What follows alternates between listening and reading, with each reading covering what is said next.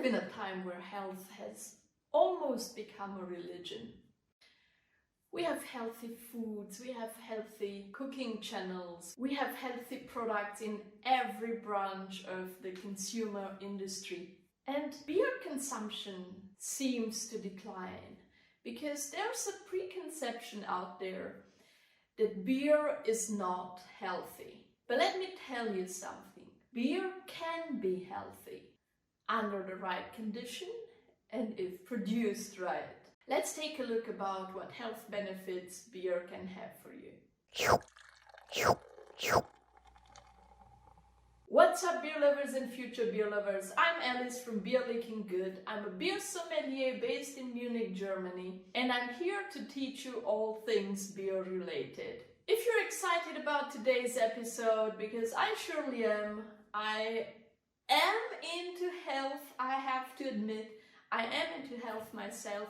I want to live a healthy life, and as a beer drinker and as a serious beer drinker, I need to know how beer affects myself, how beer affects my body, in order to be able to control these effects on my body. So yes, if you're excited about today's episode, subscribe to my channel if you haven't already. Hit that notification bell and give this video a thumbs up or a like. And if you're interested in beer and Bavarian beer in particular, you can go to my website, link is in the description below, and download my ebook about 5 traditional Bavarian beers. Among them, Hefeweizen, one of the beers I'm drinking today. I will talk about this in today's episode as well, and let's dive into it.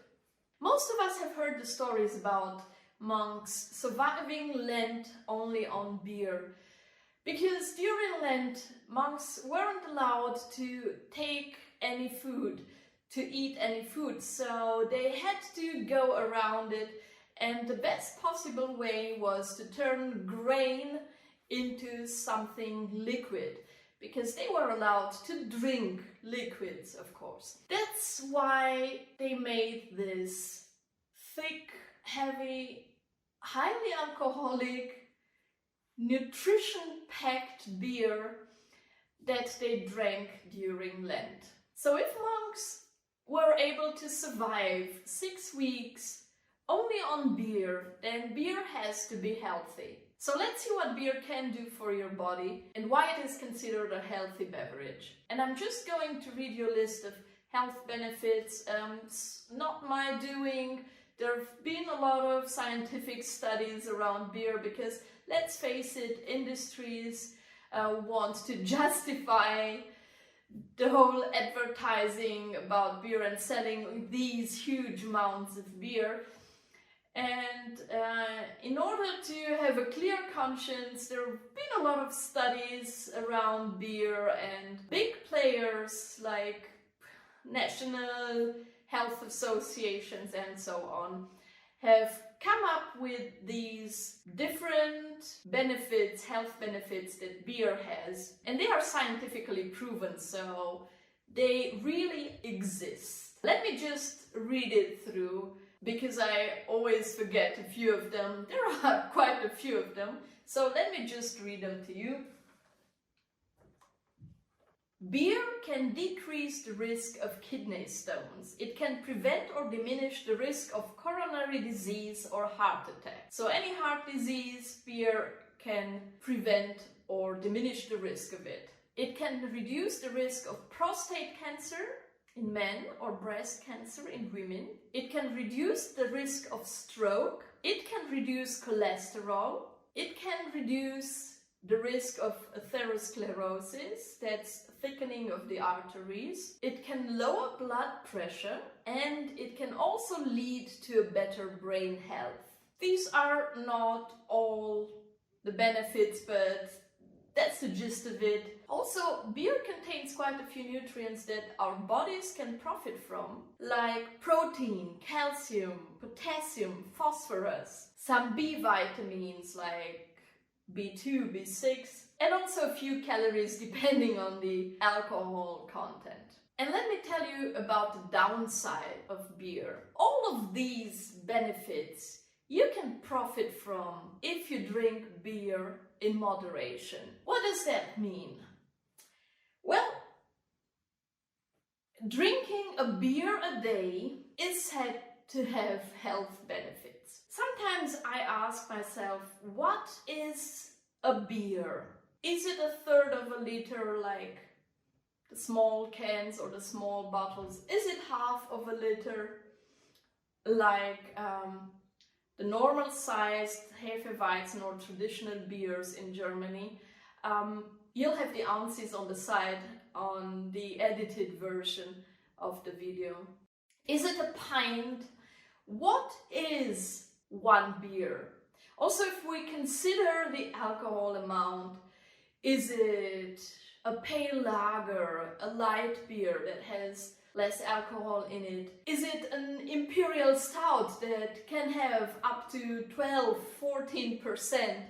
What is a beer? That's difficult to say, so it's really difficult to tell which beer really has the potential of being healthy. But let's stick to it and let's say a beer a day you can benefit from. Even if it's a higher ABV, drink a small bottle and then you're okay. The downside is that beer abuse and alcohol abuse in general, but also beer abuse, can lead to higher blood pressure.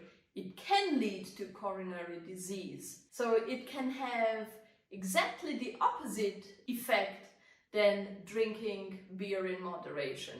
You will definitely have little or no nutritional value at all from a six-pack of Bud Light, even if you might think you do your body something good because beer is healthy, but you're not. Even if it says light on the can, a six-pack is a serious amount of beer, and that's not a moderate amount of beer. If you want to learn more about the effects alcohol abuse and beer abuse can have on your body, just post a comment and I will make a video on that as well.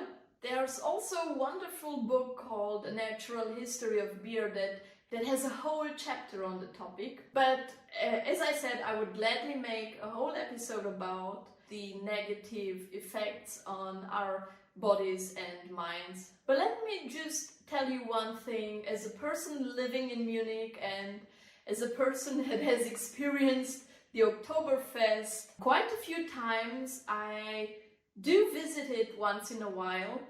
Well, last year, because of the pandemic, it didn't take place and it won't take place this year either, unfortunately. But let's hope that things will get better and we'll have an Oktoberfest again next year. But experiencing the Oktoberfest firsthand, I can tell you that I was able to observe the effects alcohol has on the human brain quite a few times. All those people lying on the grass, incapacitated, Bierleichen, as Germans call them, that is, beer bodies, as in dead bodies, that's not a pretty sight. We never experience our own drunkenness, and that is probably a good thing. I'm not judging here, I'm just saying that drinking excessive amounts of beer cannot be healthy. But anyway, if you want to really enjoy the health benefits of beer, choose your beer with care. Most nutritional value that you have in beer comes from unfiltered, unpasteurized beer. Like this one that I have right here, this Hefeweizen.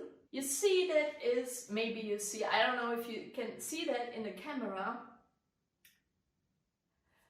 but it is a bit hazy. That means that it is unfiltered, and this leaves all the yeast inside. Of course, some of the yeast particles and sediments go down and are not bottled up, but many of the yeast compounds stay inside the beer, and this is the kind of beer that you want to drink if you want to have all the possible nutritional value from it. Like an IPA, and I know I talked about not drinking that much IPAs, and I meant it, but an IPA also has this kind of nutritional value. It's still hazy, it still has a lot of the yeast components, the hop components in it, and these kinds of beers are the beers that you want to drink. So that's it for today's episode. What we have learned so far is that drinking beer in moderation is a good thing. Drinking excessive amounts of beer is a bad thing. Health value comes more from unfiltered, unpasteurized beer that still has a lot of the yeast components in it. Also a lot of the hop components that come from dry hopping. So if you watch out for these things, you will be able to drink beer and have a healthy life. And if you like today's episode, give me a thumbs up, give me a like, subscribe to this channel if you haven't already, and push that notification bell so that you can get notified every time I post a new video. That is every Saturday. Have a nice weekend. Cheers and Prost.